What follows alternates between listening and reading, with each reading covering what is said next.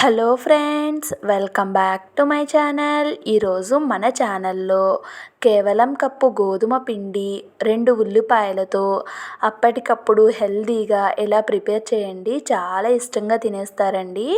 చాలా కొత్తగా కూడా ఉంటుంది. హెల్త్కి కూడా చాలా మంచిదండి. ప్రిపరేషన్ కూడా చాలా ఈజీ. మనకి అన్నీ ఇంట్లో అందుబాటులో ఉన్న వాటితోనే అప్పటికప్పుడు నిమిషాల్లో ఇలా ప్రిపేర్ చేసుకోవచ్చండి. చాలా బాగుంటుంది. ఇక వీడియోలోకి వెళ్ళిపోదాము. దానికోసం నేను ఇక్కడ ముందుగా ఒక బౌల్ తీసుకొని దాంట్లోకి 1 కప్పు గోధుమ పిండి తీసుకుంటున్నానండి. 1 కప్పు గోధుమ పిండికి 1/2 స్పూన్ వరకు వామును వేసుకున్నాను. వాము వేసుకోవటం వల్ల ఫ్లేవర్ బాగుంటుంది అండ్ అలానే డైజెషన్ కూడా అవుతుందండి. అరుగుదలకి చాలా మంచిది. ఇప్పుడు 1/2 టేబుల్ స్పూన్ వరకు సాల్ట్, 1/2 టేబుల్ స్పూన్ నూనెను కూడా వేసుకోవాలండి. వేసుకొని ఇవన్నీ కలిసే విధంగా ఒకసారి చేత్తో కలిపేసుకొని కొంచెం కొంచెం వాటర్ వేసుకుంటూ పిండిని మనం నార్మల్గా చపాతీని ఏ విధంగా అయితే కలుపుకుంటామో అలానే ఈ పిండిని కూడా కలిపేసుకోవాలండి. చూడండి, కొంచెం గట్టిగా ఈ ప్రాసెస్లో కలుపుకోవాలి. మనకి వాటర్ కూడా ఎక్కువేమీ పట్టవు. ఇప్పుడు మూత పెట్టి ఈ పిండిని అయితే ఒక 5 నిమిషాల పాటు పక్కన పెట్టుకోవాలండి. ఈలోగా ఇంకొక బౌల్ తీసుకొని కొంచెం మీడియం సైజులో ఉన్న 2 ఉల్లిపాయలను అయితే ఈ విధంగా పొడుగ్గా చీలికల్లా అయితే కట్ చేసుకోవాలండి. కట్ చేసుకున్న వాటిని ఇలా చేత్తో ఒక్కసారి నలుపుకుంటే మనకి ఇంకా పొరలన్నీ కూడా ఊడి మనకి ఆనియన్స్ చూడండి విడివిడిగా ఇలా అయితే అవుతాయండి. ఇలా అయిన తర్వాత దీంట్లోకి 1/2 టేబుల్ స్పూన్ వరకు కారం, 1/2 టేబుల్ స్పూన్ వరకు ధనియా powder, 1/2 tablespoon chaat masala అండి. చాట్ మసాలా వేసుకోవటం వల్ల ఫ్లేవర్ చాలా బాగుంటుంది.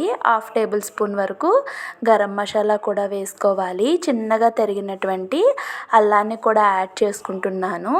వేసుకున్న తరువాత 1/2 టేబుల్ స్పూన్ వరకు సాల్ట్ని కూడా యాడ్ చేసుకున్నానండి. వేసుకొని ఇంకా ఫ్రెష్ది కొంచెం కొత్తిమీర కూడా యాడ్ చేసుకుంటున్నాను.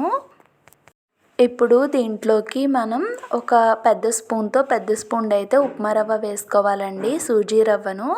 ఈ రవ్వ వేసుకోవటం వల్ల మనకి ఆనియన్స్లో ఉన్న వాటర్ అంతా కూడా చెమ్మగా అవ్వకుండా మనకి ఈ రవ్వ వేసుకుంటాం కాబట్టి ఆనియన్స్లో ఉన్న తడి మొత్తాన్ని ఈ రవ్వ అనేది పీల్చేసుకుంటుందండి. కాబట్టి ఖచ్చితంగా రవ్వనైతే వేసుకోవాలి. 1 స్పూన్ రవ్వ అయితే కరెక్ట్గా సరిపోతుందండి. ఇప్పుడు ముందుగా మనం నానబెట్టుకున్న చపాతీ పిండి అయితే సరిగ్గా నానిపోయిందండి. ఇప్పుడు దీన్ని సమానంగా 2 పార్ట్స్లో అయితే చేసుకోవాలండి. ఒకటి ఎక్కువ ఒకటి తక్కువ కాకుండా 2 కూడా ఈక్వల్ క్వాంటిటీస్లో చేసుకొని ఇలా రౌండ్గా అయితే బాల్స్ ప్రిపేర్ చేసుకోవాలండి. చేసుకున్న తర్వాత మీకు వీలైతే కిందైనా చేసుకోవచ్చు, లేదంటే ఇలా చపాతీ పీట మీదైనా కూడా కొంచెం పొడి పిండిని వేసుకుంటూ చపాతీని అయితే ఒత్తుకోవాలండి. మీకు ఎలా వీలైతే అలా చపాతీని అయితే ఒత్తుకోండి. అంటే మరీ మందంగా కాకుండా మరీ పల్చగా కాకుండా మీకు ఎలా వీలైతే అలా అయితే ఒత్తుకోవాలండి. చూడండి, ఇక్కడ చపాతీ మొత్తాన్ని నేను ఈ విధంగా ఒత్తేసుకున్నాను. మరీ మందం లేదు, మరీ పల్చగా లేదండి. ఇప్పుడు ముందుగా ప్రిపేర్ చేసుకున్న ఆనియన్ మిశ్రమం ఉంది కదండి, దాన్ని ఒక 4 స్పూన్ల వరకు అయితే పెట్టుకుంటున్నానండి. మనం ఇంకొక పిండి ముద్ద ఉంది కాబట్టి దానికి కొంచెం ఉంచుకొని దీంట్లో అయితే సగం పెట్టేసుకున్నాను కదా. ఇప్పుడు ఈ ఆనియన్ మిశ్రమాన్ని ఈ చపాతీ మొత్తానికి ఈ విధంగా స్ప్రెడ్ చేసుకోవాలండి. చూడండి, ఇలాగా మనం చేత్తో నొక్కుంటే కొంచెం గట్టిగా అతుక్కుంటుందండి. ఇప్పుడు ఇలాగా ఒక సైడ్ నుంచి రోల్ చేసుకుంటూ మనం ప్రెస్ చేస్తూ మళ్ళీ రోల్ చేస్తూ అలా చివరి వరకు రోల్ చేసుకోవాలండి. చూడండి, ఈ విధంగా రోల్ చేసుకున్న దాన్ని దీన్ని ఇప్పుడు మనం కట్ చేసుకోవాలండి. ఒక నైఫ్ తీసుకొని నైఫ్తో మధ్యకైతే కట్ చేసుకుంటున్నాను. ఇక్కడ నుంచి మీరు కొంచెం జాగ్రత్తగా చూడండి. చాలా ఈజీనే అండి. 1 నిమిషం పాటు జాగ్రత్తగా చూసి చేసుకుంటే పర్ఫెక్ట్గా వస్తుంది. ఇప్పుడు దీన్ని పక్కన పెట్టేసుకుంటున్నాను. చూడండి, నెమ్మదిగా. ఇప్పుడు ఇది ఉంది కదా, దీన్ని అయితే రోల్ చేసుకోవాలండి. చూడండి, ఈ సైడ్ నుంచి మనం పెట్టిన ఆనియన్ స్టఫింగ్ అనేది బయటకి మనకి కనిపించేలాగా ఇలా రోల్ చేసుకోవాలండి నెమ్మదిగా. చూసారు కదా, ఈ ఎడ్జెస్ని ఇలా పెట్టుకొని మనం ఈ విధంగా చేసుకోవాలండి. చేసుకొని ఒకసారి చేత్తో ఈ విధంగా జస్ట్ ప్రెస్ చేసుకోండి, సరిపోతుంది. ఇక్కడ ఇదే ప్రాసెస్లో ఇంకొకటి ఉంది కదండి, దాన్ని కూడా అలానే రోల్ చేసేసుకుంటున్నాను. చూడండి, నెమ్మదిగా ఇలా రోల్ చేసేసుకుంటున్నాను. రోల్ చేసుకున్న తర్వాత దీనిపైన మనం కొంచెం పొడి పిండిని వేసుకొని ఇంకొకసారి చపాతీ కర్రతో ఒత్తుకోవాలండి.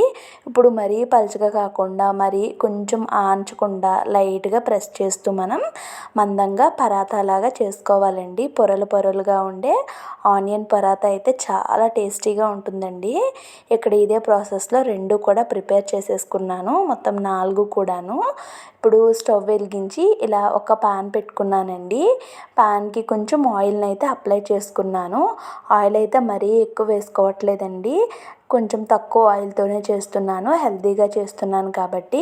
ఇప్పుడు ముందుగా ప్రిపేర్ చేసుకున్న ఈ చపాతీని అయితే వేసుకున్నానండి. వేసుకొని సిమ్ ఫ్లేమ్లో పెట్టుకొని మనం కాల్చుకోవాలన్నమాట. పైన మనం ఇలా ఆయిల్ బ్రష్తో ఆయిల్ని అప్లై చేసుకుంటూ ఉండాలండి 2 సైడ్స్ కూడా. అప్పుడు మనకి మంచిగా కుక్ అవుతుంది. ఇప్పుడు ఇంకొక సైడ్ అయితే టర్న్ చేసుకున్నానండి. పైన కొంచెం లైట్గా కలర్ వచ్చింది కాబట్టి ఇంకాస్త ఆయిల్ని అయితే ఈ విధంగా అప్లై చేసుకున్నానండి. ఇప్పుడు ఇంకొక సైడ్కి కూడా టర్న్ చేస్తున్నాను. ఇదే ప్రాసెస్లో 2 వైపులా కూడా మంచి గోల్డెన్ కలర్ వచ్చే వరకు కాల్చుకోవాలండి. కాల్చుకుంటే ఎంతో టేస్టీగా ఉండే ఆనియన్ పరాతా అయితే రెడీ అయిపోతుందండి. ఇది బ్రేక్ఫాస్ట్గా, డిన్నర్గా, స్నాక్గా అయినా కూడా చేసుకోవచ్చండి. చాలా టేస్టీగా ఉంటుంది. ఒకసారి ఈ ఆనియన్ పరాతా రెసిపీని మీరు ట్రై చేసి మీకు ఎలా కుదిరిందో కామెంట్స్లో షేర్ చేసుకోండి. వీడియో నచ్చితే లైక్ చేయండి.